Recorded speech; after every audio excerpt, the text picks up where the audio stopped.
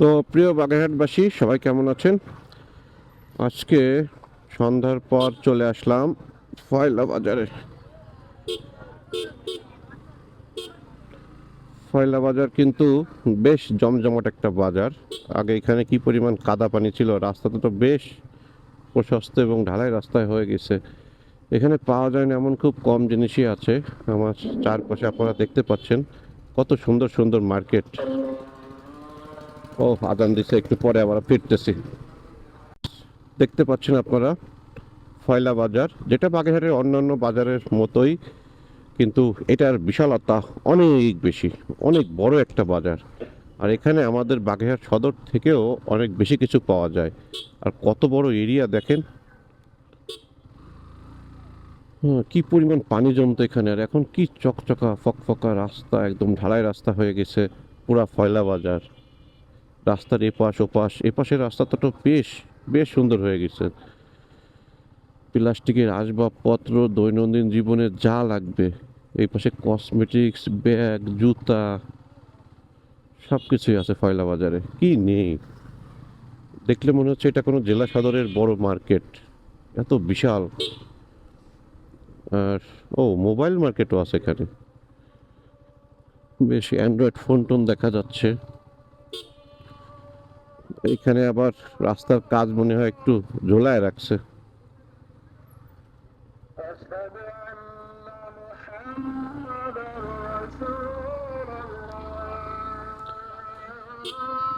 হবে কোনো এক সময়, আস্তে আস্তে আরো অনেক উন্নত হবে। এই মসজিদে আবার আজান দিচ্ছে। যাই হোক, একদম সন্ধ্যার টাইমে আসছি তো। এখানে মাছ ধরার যে জাল, সেইগুলোও বিক্রি হচ্ছে। বোঝাই যায় এখানকার মানুষ মৎস্যজীবী বেশি। রাস্তা নির্মাণ কাজ চলতেছে, অনেক সুন্দর রাস্তা হবে পুরো রাস্তাটা যখন কমপ্লিট হয়ে যাবে।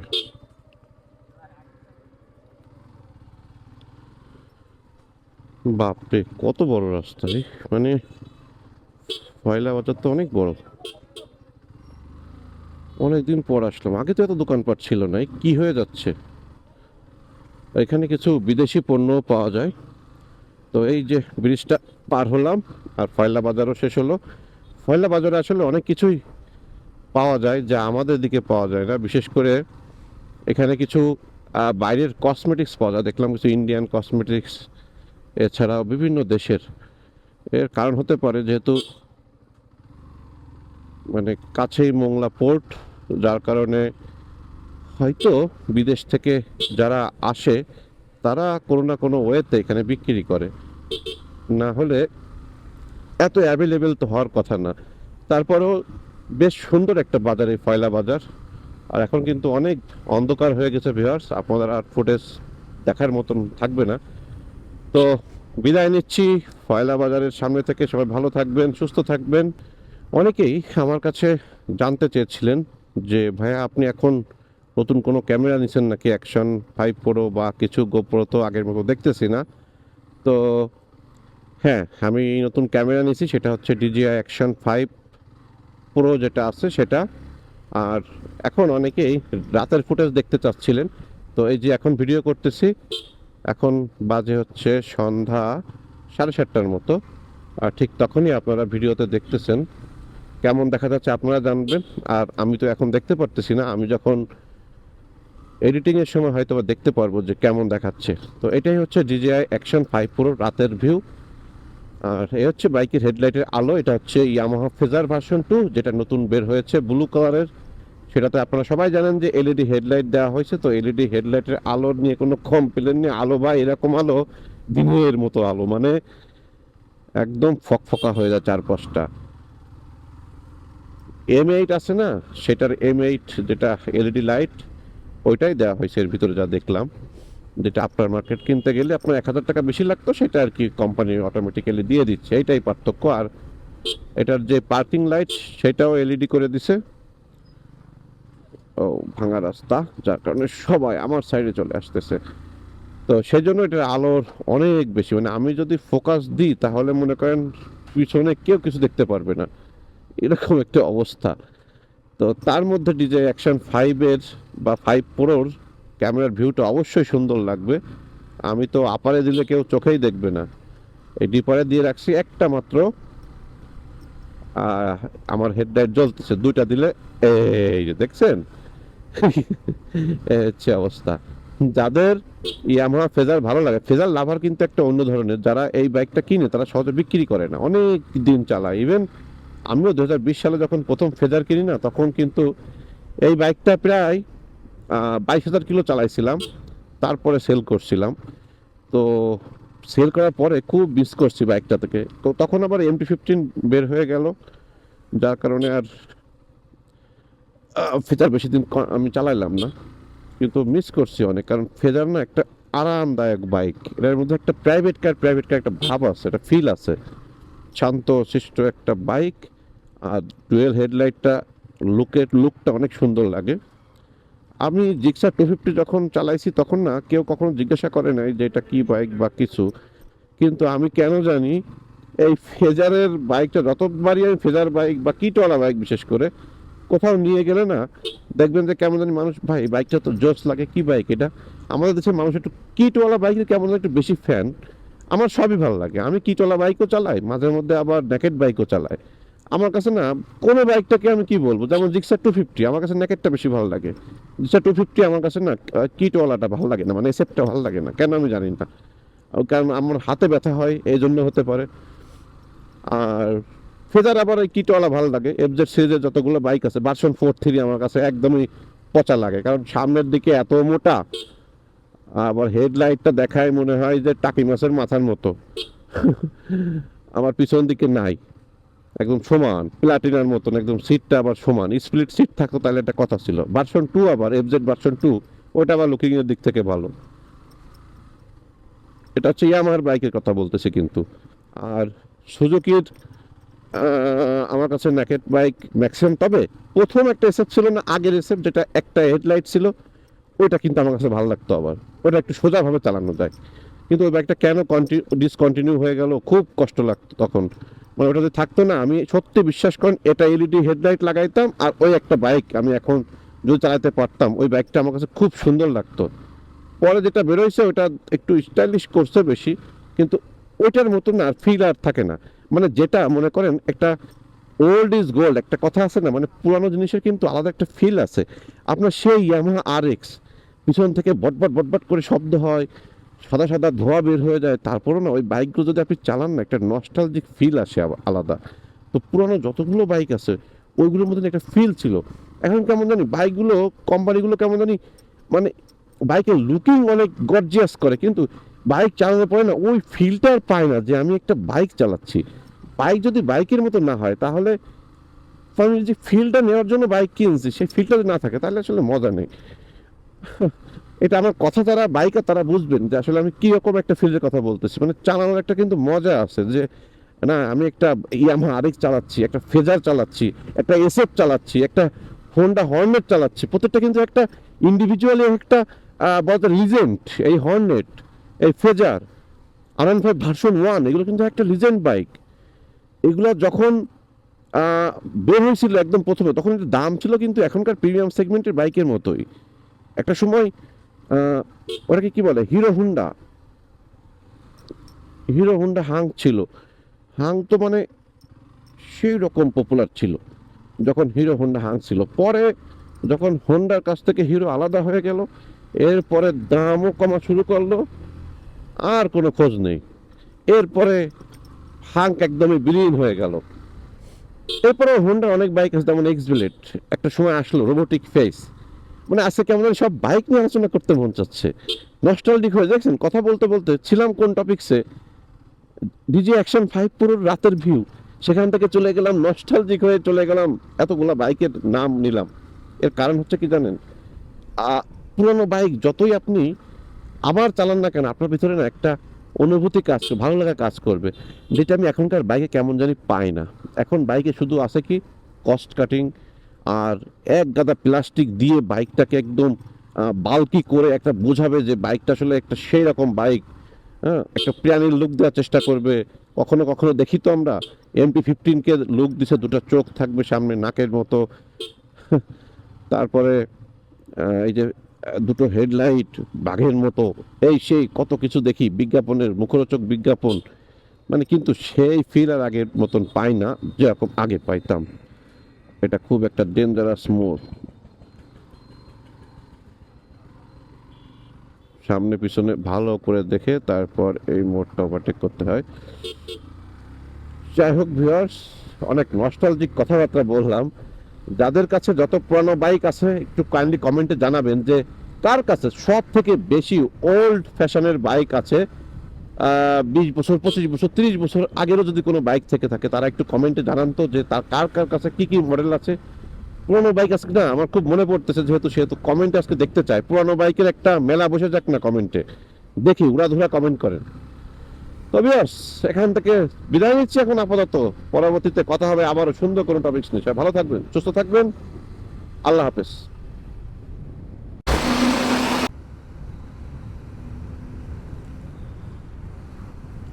হ্যালো, আসসালামু আলাইকুম ভিউয়ার, সবাই কেমন আছেন? আশা করছি সবাই ভালো আছেন, সুস্থ আছেন এবং নিরাপদে আছেন। একটা কথা বলি, যারা মনে করেন যারা অনেক অনেক মানুষ আছে যারা অনেক অনেক ভিডিও করে, সারাদিন ভিডিও করে, অলওয়েজ ভিডিও করতেই থাকে কিন্তু কোনো মাথা পর্যন্ত যেতে পারেন না। বিশেষ করে যারা মোটো ব্লগ করেন তাদের জন্য আছে কিছু কথাবার্তা বলবো। আর যারা মনে করেন আমার কথা সহ্য করতে পারবেন না তারা কি করবেন জানেন? ওই যে গাড়িতে কি লেখা দেখেন তো, আমি ফোকাস দিয়ে দেখা, ওই যে 100 গজ দূরে থাকুন। হ্যাঁ, সো আপনাদের ওই 100 গজ দূরেই থাকতে হবে।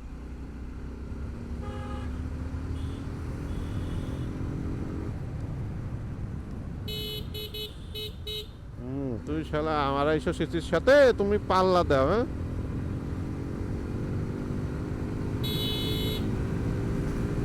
খুঁজতে পাবি তুই আমারে, খুঁজতে পাবি।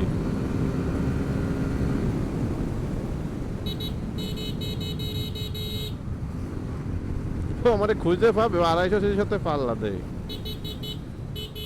যাই হোক, আমি পাড়াপাড়ি সন্ধ্যার সময় করতে চাইনি ভিউয়ার্স, কিন্তু পিছনে আমাকে একজন ধাওয়া করছে। হ্যাঁ, ও চাচ্ছে যে আমাকে ধরবে, কিন্তু আমি তো এত অপমানিত হতে পারি না। আর এটাই হচ্ছে যারা 250 চালায় আমার মতো, তাদের একটা রোগ। পিছনে কেউ ধাওয়া করলো, সে তাদেরকে অ্যান্সার না দেওয়া পর্যন্ত ক্ষান্ত হবে না। সো এটা একটা খুবই বাজে রোগ। যারা 250 গাড়ি চালান বাংলাদেশে তারা এই পাট নিবেন না, তাহলে কিন্তু যখন তখন যেখানে সেখানে বিপদ আসলেও আসতে পারে। তো ছিলাম কোন টপিকসে, চলে আসলাম কোন টপিকসে ছিলাম, হচ্ছে কোন টপিকসে ছিলাম, টপিকসই তো ভুলে গেলাম। এই গতির ঠেলাই তো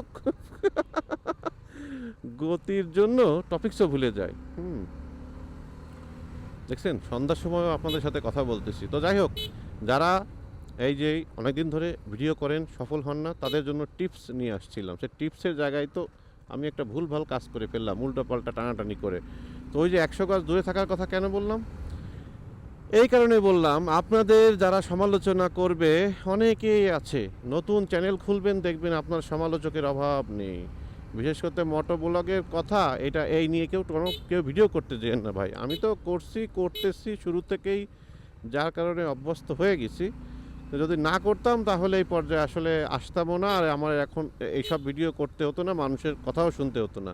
কিন্তু হয় কি, কাজ করি কি, অনেকে মনে করেন যে ফেসবুক থেকে কি মানুষ লক্ষ লক্ষ টাকা কামাই করে সংসার চালানোর জন্য করে? না, সেটা করে না।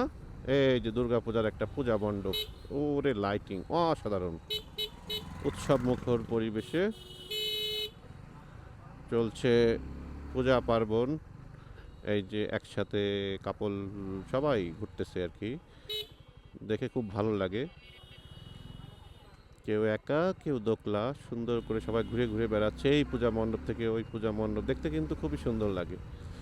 তো যাই হোক, সমালোচনা আপনাদের গায়ে যদি মনে করেন না মাখতে পারেন, তাহলে আপনাদের জন্য ইউটিউব ফেসবুক না। যারা ধ্যাতলা বাংলা কথায় ধ্যাতলা হতে হবে। এখানে মানুষজন গালাগালি করবে, এর বাচ্চা ওর বাচ্চা কত কি, বাপ মাকে ধুয়ে দিবে। আরে দেখ না রে ভাই, কথা বলার একটা ক্যাপাসিটি আছে, কথা বলে দেখাক না কেমন লাগে। কথা বলা এত সহজ না। এই যে হেলমেটের ভিতরে কথা বলতে গেলেও ঘেমে নিয়ে গরমকালে কি অবস্থা হয় জানেন? শার্ট ভিজে যাচ্ছে, হেলমেটে মাথা চুল টুল সব ভিজে যাচ্ছে, তারপরেও কথা বলতেছি। এটা একটা নেশার মতো। আপনি যখন সিগারেটের নেশা যেমন, মাদকের নেশা যেমন, ঠিক সেরকম আমি বলবো ব্লগিংও একটা নেশা। এই নেশা একবার যে পড়ছে সে আর উঠতে পারে না সহজে। আর যদি একবার ভিউ বেশি হয়ে যায়, দেখা যাচ্ছে মোটামুটি সাবস্ক্রাইবার বেশি, ভিউ বেশি, তাহলে তো তাদের মাথা নষ্ট। আর মনে করেন অন্য কোনো কিছু ভালো লাগবে না, মনে হবে কখন ভিডিও করব, আপলোড দিব, এই চিন্তা করবে।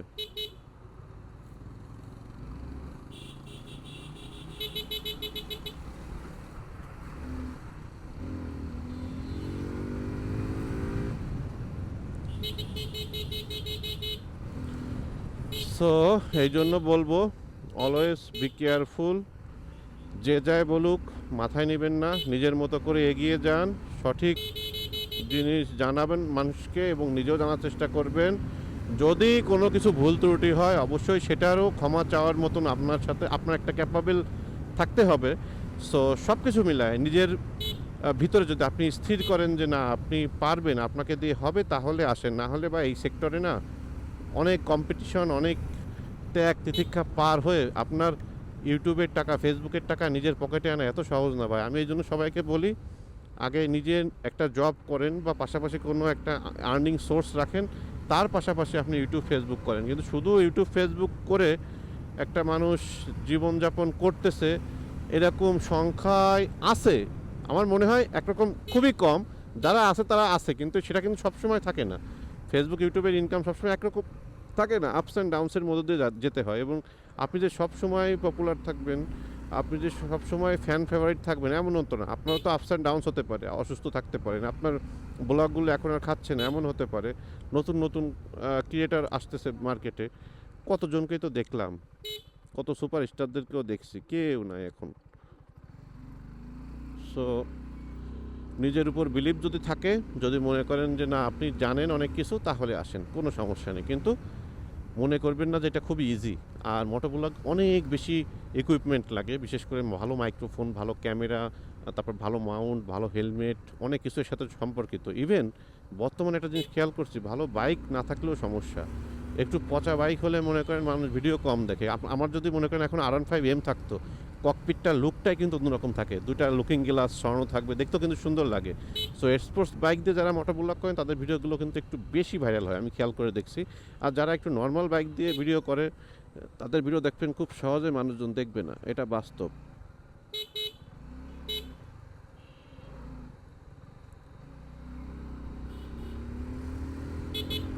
সো এই জন্য আপনারা এইসব জিনিসগুলো একটু খেয়াল রেখে তারপরও মোটোব্লগে আসেন, কোনো সমস্যা নেই, ইনশাল্লাহ সাকসেস হবেন। এত ভয় পাওয়ারও কিছু নেই। যদি আপনার ভিতরে ক্রিয়েটিভিটি থাকে আপনি সফল হবেনই, কেউ আপনাকে আটকাতে পারবে না। এটা আপনার ভিতরে যদি থাকে কেউ আটকাতে পারবে না ভাই, এটাই হচ্ছে বাস্তবতা। তো ঠিক আছে ভিউয়ার্স, অনেক কথা বললাম, অনেক বকবক করলাম। যদি ভালো লেগে থাকে অবশ্যই ভিডিওটা একটু লাইক দিয়ে যাবেন এবং চ্যানেলটি সাবস্ক্রাইব করে যাবেন। এই যে আমাকে ফয়সাল, ঠিক আছে, সেই ফয়সালের সাথে আমরা এখন যাব এক জায়গায়, আপনারা দেখতে পারবেন, সেই ভিডিও আসতেছে সামনে। না ফয়সাল, ওঠো। তো ভিউয়ার্স আমরা এখন রওনা দিলাম সাইনবোর্ড থেকে, এখন কচুয়া হয়ে তারপরে আমরা যাব হচ্ছে চিতলমারি। আপনাদেরকে আজকে চিতলমারি অনেক সুন্দর সুন্দর কিছু জায়গা দেখানোর চেষ্টা করব। আর যাওয়ার পথে তো আপনাদের সাথে অনেক কথা হবে, আপনারা দেখতে থাকুন। আর এটা হচ্ছে কচুয়ার যে রোড ভিউ, সেটা দেখতে পাচ্ছেন আপনারা। অনেক আগে একবার আসছি কচুয়ায়, আর এই যে আজকে আসলাম। তো এই রাস্তাগুলো তখন আগে অনেক চাপা ছিল, এখন তো রাস্তা বেশ বড় হয়ে গেছে, এখন দেখতেই পাচ্ছেন আপনারা। সো এখন রাস্তাটা অনেক সুন্দর আর অনেক চওড়া দেখতে পারতেছি। তো আগের থেকে অনেক অনেক উন্নত হয়ে গেছে কচুয়া। এত সুন্দর একটা সকাল। আর আমি আর ফয়সাল, মানে ট্রাভেল উইথ ফাইসো আপনারা যে নামে চিনেন আর কি, তো দুজনে যাচ্ছি চিতলমারি। আপনাদের আজকে চিতলমারির অনেক কিছু দেখার চেষ্টা থাকবে এবং আপনাদেরকে দেখানোর চেষ্টা থাকবে, যার কারণে এত সকাল সকাল চলে আসলাম। তো বন্দে মালা গাইছে পিরিতি শিখাইছে, বন্দে মায়া লাগাইছে পিরিতি শিখাইছে, দেওয়ানা বানাইছে রে কি জাদু করিয়া, বন্দে মায়া লাগাইছে কি জাদু করিয়া বন্দে মায়া লাগাইছে।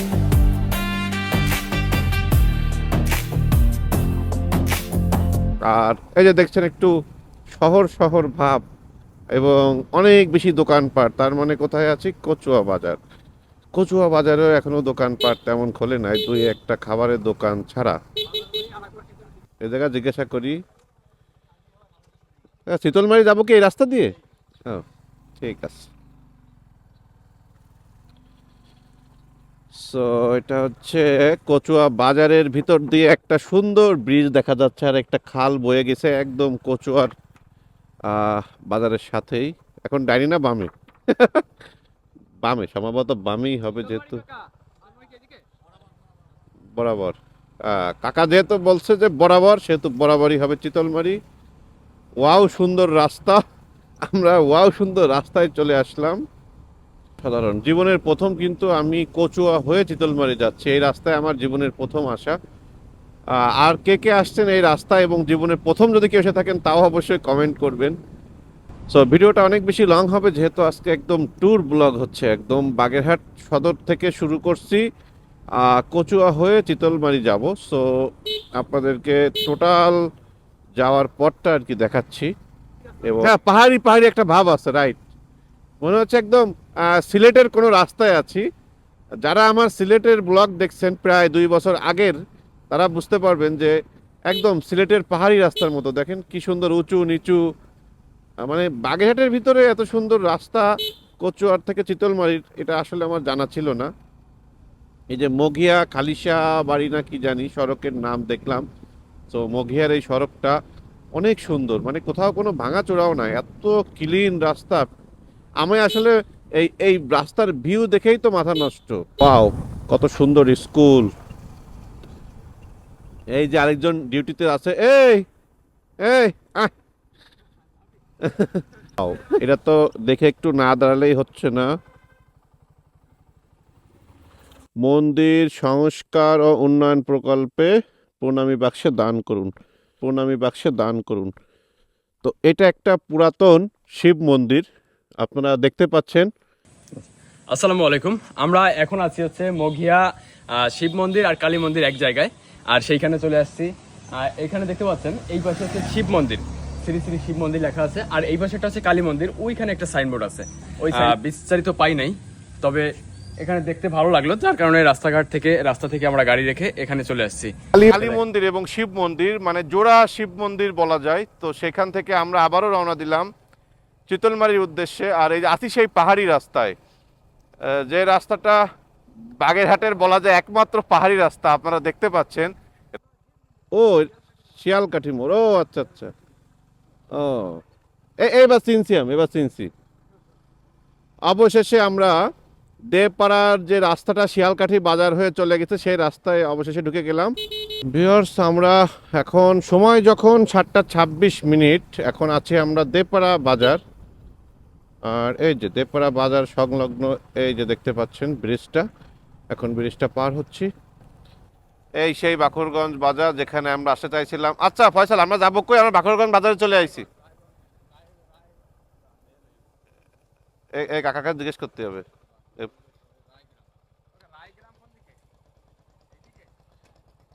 এদিক দিয়ে কালভার্ট পার হবো ডাইনে। আপু, রায়গ্রামের রাস্তা কি এটা? ওকে, থ্যাংক ইউ। এই যে এক ঝাঁক শালিক, এই যে রায়গ্রামের সুন্দর রাস্তায় আমরা চলে আসলাম। বাগেরহাটের সব থেকে সুন্দর দৃষ্টিনন্দন একটা রাস্তার মধ্যে হচ্ছে এই যে রায়গ্রামের এই রাস্তাটা। সেই দৃষ্টিনন্দন রায়গ্রামের পথ ধরে আমরা এখন চলতেছি বাগেরহাটের। এটা হচ্ছে বাকরগঞ্জ বাজার রেখে একটু সামনে আসলে আপনারা এই রায়গ্রামের রাস্তাটা চোখে পড়বে। আর এখন আমরা রাইড করতেছি এই যে রায়গ্রামের সুন্দর রাস্তা ধরে। ছোট রাস্তা কিন্তু দেখতে কিন্তু অনেক সুন্দর। দেখুন চারপাশের ভিউটা দেখুন, এত সুন্দর প্রাকৃতিক একদম পরিবেশে, এত সুন্দর গাছপালা। এখানে কিন্তু কেউ এই গাছগুলো লাগানো হয়নি, ন্যাচারালি একটা বলা না ন্যাচারাল বিউটি এটা। এগুলা কি শামুক? ও, এই জায়গাটা কিন্তু অদ্ভুত সুন্দর। তো রায়গ্রামের এই জায়গাটা খুব সুন্দর, এখানে একটু দাঁড়াবো দেখি। ঝালোডাঙ্গা না, ঝালোডাঙ্গা খাল হচ্ছে এটা, খুব সুন্দর একটা জায়গা। শীতলমারি উপজেলা ঝালডাঙ্গা খাল দেখতে খুবই সুন্দর লাগলো। গ্রামের ভিতর দিয়েই এখন আমরা যাচ্ছি সেই রায় গ্রামে, সেই রাস্তা ধরে খিলিগাতি হয়ে এখন আছি ডুমুরিয়া। খুলনা ডুমুরিয়া না, এটা কিন্তু বাগেরহাট চিতলমারির ডুমুরিয়া, এটা একটু মনে রাখবেন কাইন্ডলি। পাশে ঘের, তার সাইডে হচ্ছে কলা গাছ। রাস্তার সাইডে এমনভাবে আছে কেমন জানি এই কলা গাছগুলো সরকারি, কিন্তু আসলে না, এগুলো ব্যক্তি মালিকানার। প্রচুর সুন্দর, মানে এতগুলো কলা গাছ দেখেন, চারপাশে শুধু কলা গাছ আর কলা গাছ। এতক্ষণ ছিলাম আকাশমণি গাছের ভিতরে, এখন আইছি কলা গাছের ভিতরে। ভিউয়ার্স, আমরা প্রায় আমাদের পৌঁছে গেছি। প্রায় 1 ঘন্টার ক্লান্তিপূর্ণ এক জার্নি শেষে আমরা অবশেষে পৌঁছে গেলাম আমাদের সেই কাঙ্ক্ষিত পার্কটিতে। এই হচ্ছে সেই পার্ক। আমরা এখানে একটু ল্যান্ড করব। আমরা এই বাম সাইডে ঢুকে যাই। টিকিট লাগবে নাকি ভাই এখানে? আচ্ছা, উন্মুক্ত একটি পার্ক, অনেকটা আমার দেখতে বাগেরহাটের পৌর পার্কের মতোই দেখতে পাচ্ছেন আপনারা। বাট এখানে একটু সবুজের পরিমাণটা একটু বেশি, যার কারণে একদম নির্মল সুন্দর অক্সিজেন আপনারা উপভোগ করতে পারবেন। সো এখন আমি অ্যাকশন ক্যামেরা থেকে চলে যাচ্ছি মোবাইলের ক্যামেরাতে, সো আপনারা সেইভাবে উপভোগ করেন। আর আমি ভিউয়ার্স, আমরা এখন আছি গোদারা পার্কে, যেটা গোদারা গ্রামে অবস্থিত। আর এটা হচ্ছে চিতলমারির একটা জায়গা। দেখুন কত সুন্দর একটা পার্ক। আমার দেখলে অনেকটা আমাদের বারাকপুর বা দোসানি পার্কের মতো মনে হতে পারে, কিন্তু না, এটা অনেক অনেক সুন্দর। আমাদের ওই দিককার পার্কের থেকে এই পার্কের দৃশ্যটা আমার কাছে বেশি সুন্দর লাগছে। অনেক নয়াভিরাম একটা খালের পাশ দিয়ে, এ হচ্ছে খাল, ওই পাশেও কিন্তু পার্ক। আপনাদের একটু জুম করে দেখায়, ওই যে দেখেন একটা পার্ক। আর এই পাশে দেখতে পাচ্ছেন, ওই যে এই পাশে হচ্ছে পুরা গোদারা পার্কটা হচ্ছে এটা। অনেক সুন্দর, মানে বসার এত সুন্দর স্পেস। আপনার এই যে দেখেন জায়গায় জায়গায়, এখানে কিন্তু ঢুকতে কোনো টাকা লাগে না। সব থেকে অবাক করা ব্যাপার, এখানে ঢুকতে কোনো টাকা লাগে না। এই দেখেন কত সুন্দর বসার মতন স্পেস। আর সব থেকে বড় ব্যাপার, এখানে পাখির ডাক কি শুনতে পাচ্ছেন? দাঁড়া একটু আমি কথা বন্ধ করি। দেখছেন কত সুন্দর পাখির কলতান। এখানে প্রচুর পাখি আসে, আর বসার জায়গার অভাব নেই। আপনি কোথায় বসতে চান, আর এবং এত এরিয়া আপনি হেঁটে শেষ করতে পারবেন না। আর এই তো নয়, একটা পাশ আপনাদেরকে দেখাচ্ছি, ঠিক খালের ওই পাশে। আপনি যদি এই ব্রিজটা পার হয়ে তারপর ওই সাইডে যান, তাহলে দেখবেন আরো সুন্দর বসার জায়গা ওইখানেও আছে। আমরা ওই সাইডটাতেও যাব। আপাতত এখন আছি এই সাইডটাতে, আপনাদের দেখানোর জন্য আসলাম যে দেখুন।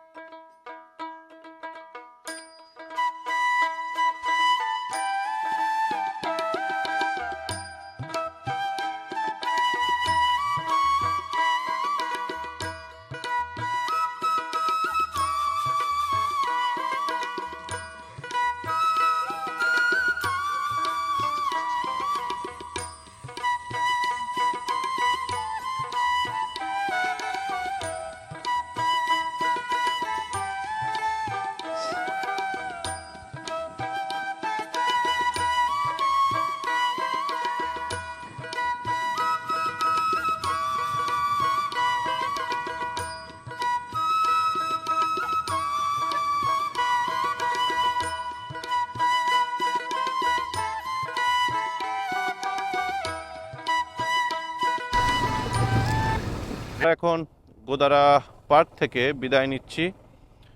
ফয়সাল, আমি আর যে ভাইটা আমাকে দেখাই দিয়েছিল, সে ভাইকে সাথে নিয়ে আমরা আসছিলাম ঘুরতে। তো এখন আমরা আবার 3 জনে মিলে চলে যাচ্ছি। বিদায় বিদায় গোদারা পার্ক, বিদায়। অনেক সুন্দর একটা জায়গা, এরপরে আবার ইনশাল্লাহ আসবো। ফয়সাল, আমরা ঘুরতে ঘুরতে আবার ইনশাল্লাহ আসবো, ইনশাল্লাহ। খুব সুন্দর একটা ওয়েদার এবং গ্রামের ভিতরে এত সুন্দর একটা পার্ক, সেটা দেখে খুবই অবাক হয়েছি। এখানে বিকালবেলা অনেক বেশি লোকের আগমন হয়। এখন যেহেতু অনেক সকাল, অলরেডি 8টা 48 বাজে, এখনও কিন্তু 9টাও বাজে নাই সকাল। সো এখানে বিকালবেলা আরও বেশি সুন্দর লাগবে। এখন তো অনেক গরম, শীতকালের দিকে হয়তো বা এখানে আরও বেশি মানুষের আনাগোনা দেখা যাবে। আর এখানে আসেন, আপনার নিশ্চিত ভালো লাগতে বাধ্য, এত সুন্দর একটা জায়গা। তো ভিউয়ার্স, ঠিক আছে, এই আজকের ব্লগটি এখানে শেষ করছি। দেখা হবে পরবর্তী কোনো ভিডিওতে, পরবর্তী কোনো ব্লগে, নতুন কোনো জায়গায়, নতুন কোনো স্থানে।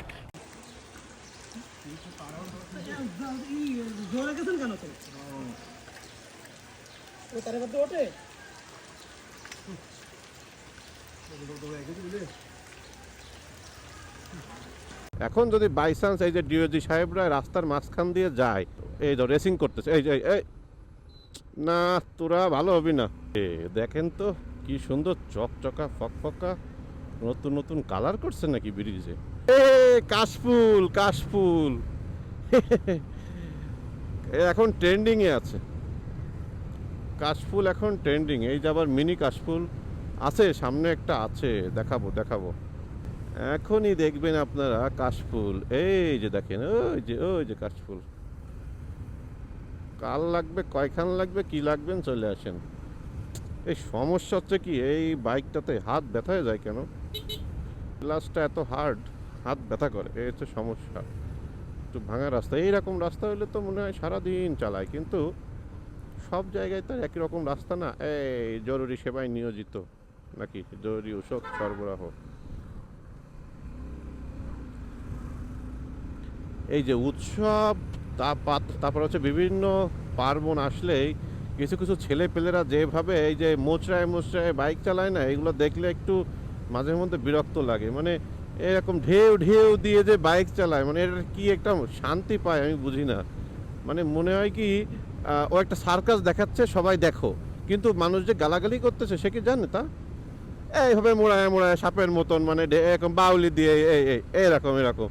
আরে বাবা, একটা কলার খোসা যদি থাকে রাস্তায়, কলার খোসায় পিছলে যে তোর বাইকের অবস্থা তো 12টা বাজবে। এই জিনিসটা তো মাথায় রাখা উচিত, তাই না? এগুলো ঠিক না। এই যে এখন দেখবেন আমার ক্যামেরায় যদি ধরা পড়ে, কেউ যদি বাউলি দিয়ে দিয়ে রাস্তার উপর দিয়ে যায়, ধরবেন সে নিশ্চিত দুর্গাপূজার প্রোগ্রামে যাচ্ছে। আবার ঈদের সময় দেখবেন কেউ যদি বাউলি দিয়ে যায়, নিশ্চিত ওর মনে প্রচুর ঈদ, প্রচুর খুশি। কিন্তু এইভাবে ভাইটিরা মোটরসাইকেল চালাতে হয় না, মোটরসাইকেল চালাতে হয় এইভাবে আমার মতো ভদ্রভাবে। এখন যদি বাই চান্স এই যে ডিওজি সাহেবরা রাস্তার মাঝখান দিয়ে যায়, এ এ তোর রাস্তায় রে, এখন তখন তো সেটা ব্যাপার আলাদা। কারণ ডিওজি সাহেবদের আপনার যথাযথ সম্মান দিতে হবে। কারণ এই যে ডিওজি সাহেব, ওই দেখেন ওই একটুর জন্য সিএনজির তলে পড়তেছিল। ওরা কি মানে এই রেসিং করতেছে, এই না, তোরা ভালো হবি না, তোরা ভালো হবি না, কার্তিক মাস চলে আসছে, তোরা আর ভালো হবি না। তা যাচ্ছি এক জায়গায়, এই মোটামুটি বেরোলাম বিকেলবেলায়, একটু কথা বলবো। তা কি কথা বলবো তো বুঝতেছেনই কি কথা বলতেছি, সেটা সচেতনতামূলক কথাবার্তা। তো ওই যে বাইক চালাবেন ভালো কথা, এই যে ডিওজি সাহেব যারা আছেন, বৃদ্ধ মহিলা পুরুষ যারা আছে, তাদের কাছ থেকে একটু সাবধানে চালাবেন, কারণ তাদের বয়স হয়ে গেছে। আর ডিওজি সাহেব যারা আছে, এই ডিওজি সাহেবরা হচ্ছে কি, এরা তো আর বুঝে না, অবলা প্রাণী। দেখা যাচ্ছে রাস্তার মাঝখানে ফুট করে চলে আসবে, আর আপনিও ফুট করে জায়গায় পড়বেন। কি দরকার? হ্যাঁ, একটু জন্য সাবধানে চালাবেন। তো ঠিক আছে বন্ধুরা, ভালো থাকেন, সুস্থ থাকেন, আল্লাহ হাফেজ।